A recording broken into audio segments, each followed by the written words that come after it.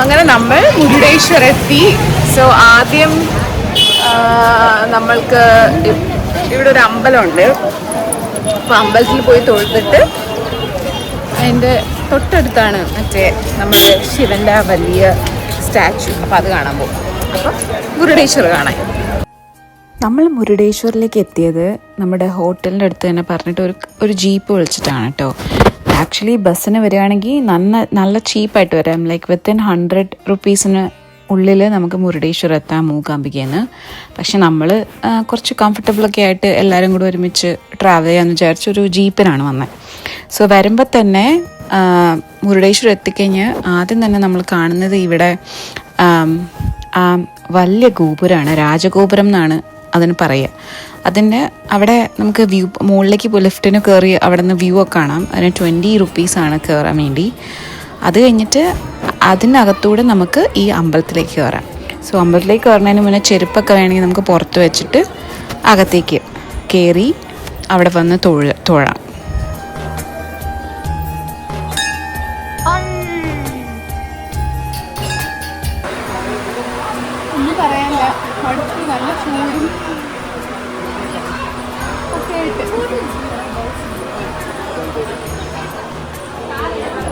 Beach, കടൽ.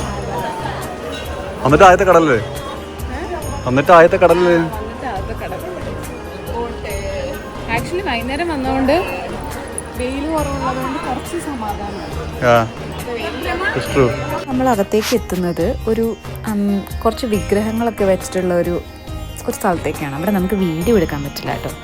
അപ്പം അത് കഴിഞ്ഞിട്ട് നമുക്ക് അവിടെ നിന്ന് തന്നെ എക്സിറ്റ് ഉണ്ട് നേരെ നമ്മളുടെ ശിവ് സ്റ്റാച്യുവിൻ്റെ അങ്ങോട്ട്. അപ്പോൾ കുറച്ച് സ്റ്റെപ്പൊക്കെ കയറി മുകളിലേക്ക് എത്തുമ്പോൾ നമുക്ക് ആ വലിയ സ്റ്റാച്ചു അവിടെ ശിവൻ്റെ സ്റ്റാച്ചു കാണാം. നമ്മൾ ചെന്ന സമയത്ത് അവിടെ എന്തോ മെയിൻ്റനൻസ് വർക്കൊക്കെ നടക്കുന്നതുകൊണ്ട് നമ്മൾ സാധാരണ ഫോട്ടോയിലും വീഡിയോയിലൊന്നും കാണുന്ന പോലെ അത്ര പെർഫെക്റ്റായി കാണാൻ പറ്റിയില്ല. പക്ഷേ ആ ഹ്യൂമങ്കസ് സ്റ്റാച്ചുവിൻ്റെ ആ ഫീൽ നമുക്ക് എന്തായാലും കിട്ടും. അതിന് ചുറ്റുമായിട്ട് ആണെങ്കിൽ കുറേ ഗാർഡൻസും അങ്ങനത്തെ കുറച്ച് സ്റ്റാച്യൂസും അങ്ങനത്തെ കുറേ സംഭവങ്ങൾ വെച്ചിട്ടുണ്ട്. പിന്നെ ഈ വലിയ സ്റ്റാച്ചുവിൻ്റെ അകത്ത് ഇങ്ങനെ സ്റ്റോറി പോലെ കുറച്ച് സീൻസ് ഇങ്ങനെ ക്രിയേറ്റ് ചെയ്ത് വെച്ചിട്ടുണ്ട്. അവർക്ക് ആക്ച്വലി അവിടെ ഓരോ സ്റ്റാച്ചുവിൻ്റെ അവിടെയും ഇങ്ങനെ അത് കഥ പറയുന്നുണ്ട്, സ്റ്റോറി. പക്ഷെ കഥ പറയുന്നത് കന്നഡയിലായത് കൊണ്ട് നമുക്കൊന്നും മനസ്സിലായില്ല ആക്ച്വലി. പിന്നെ നമ്മൾ ആ സ്റ്റാച്ചു ഒക്കെ കണ്ടിട്ട് ഇങ്ങനെ ആയിരിക്കും എന്നൊക്കെ നമ്മൾ തമ്മിൽ പറഞ്ഞിട്ട് നമ്മളായിട്ടൊരു കഥയൊക്കെ ഉണ്ടാക്കി അങ്ങനെ നടന്നു അതുവഴി. അത് കഴിഞ്ഞിട്ട് ഒരു ചെറിയൊരു വാക്ക് ഉണ്ടായിരുന്നു അകത്തേക്കൂടെ. അത് കഴിഞ്ഞിട്ട് വേറൊരു ഗുണം എന്താണെന്ന് വെച്ച് കഴിഞ്ഞാൽ പുറത്ത് നല്ല വെയിലല്ലായിരുന്നു. പക്ഷേ ഈ മ്യൂസിയത്തിൻ്റെ അകത്ത് AC-യാണ്. അപ്പം കുറച്ച് കംഫർട്ടബിൾ ആയിരുന്നു. അതുകൊണ്ട് നമ്മൾ പതുക്കെയൊക്കെ നടന്ന് ഇതൊക്കെ കണ്ടിട്ട് ഇങ്ങനെ ഇറങ്ങി. അങ്ങനെ ഈ സംഭവം കഴിഞ്ഞിട്ട് നമ്മൾ പുറത്തേക്ക് ഇറങ്ങുമ്പോൾ നമുക്കൊരു ബ്യൂട്ടിഫുൾ സൺസെറ്റാണ് കാണാൻ പറ്റിയത്. ബീച്ചിൽ സൺസെറ്റ്. അത് കഴിഞ്ഞ് നമ്മളൊരു ഐസ്ക്രീമൊക്കെ പോയി കഴിച്ചു. സൺസെറ്റൊക്കെ കണ്ടിട്ട് അടിപൊളി വൈബായിരുന്നു.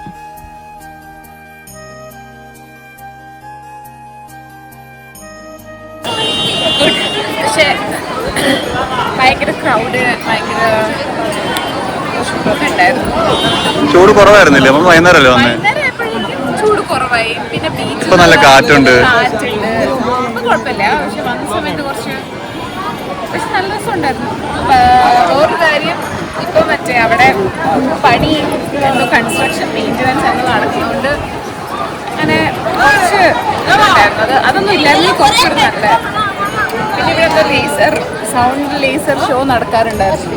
പക്ഷെ ഇപ്പൊ കൺസ്ട്രക്ഷൻ ആയതുകൊണ്ട് അതും ഇല്ല. പക്ഷെ ഇവിടെ ഒരു ഗോപുരം അമ്പലത്തിൻ്റെ അവിടെ അതിലിങ്ങനെ കളറ് പിന്നെ മാറി മാറി ബ്യൂട്ടിഫുള്ളാണ്. സോ മൊത്തത്തിലുള്ള എക്സ്പീരിയൻസ്.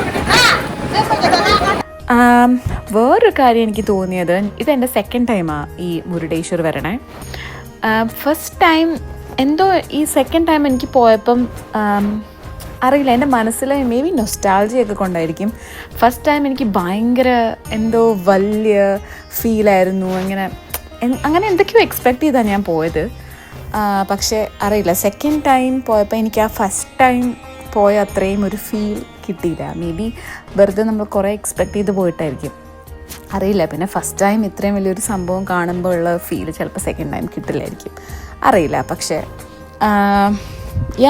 എന്തായാലും ഒരു ഫസ്റ്റ് ടൈം എന്താ പറയുക, എന്തായാലും ഒരു മസ്റ്റ് വാച്ച് സ്ഥലമാണ് കേട്ടോ.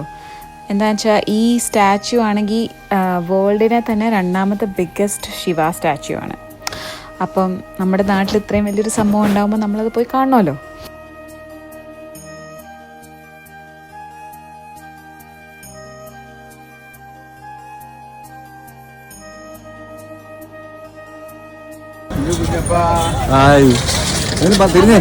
അങ്ങനെ മുരുടേശ്വരം ട്രിപ്പ് ഇവിടെ കഴിയാണ്. ഹായ് പറഞ്ഞേ.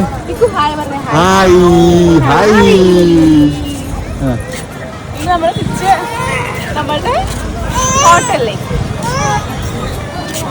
We don't need no education. No!